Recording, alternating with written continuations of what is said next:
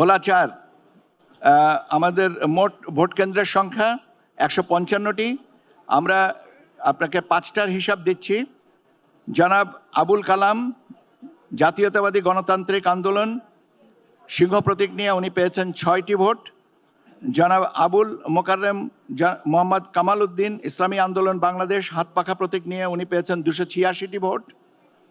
মোহাম্মদ রফিকুল ইসলাম স্বতন্ত্র প্রার্থী ফুটবল প্রতীক নিয়ে পেয়েছেন ৩ ভোট। জনাব মোহাম্মদ নুরুল ইসলাম বাংলাদেশ জাতীয়তাবাদী দল ধানের শীষ প্রতীক নিয়ে পেয়েছেন ৭৫২৫টি ভোট। জনাব মোহাম্মদ মোস্তফা কামাল বাংলাদেশ জামাতে ইসলামী দাঁড়িপাল্লা প্রতীক নিয়ে পেয়েছেন ৩১৬৬ ভোট। জনাব মোহাম্মদ জালাল উদ্দিন রুমি আমজনতার দল প্রজাপতি প্রতীক নিয়ে উনি পেয়েছেন ৬ ভোট।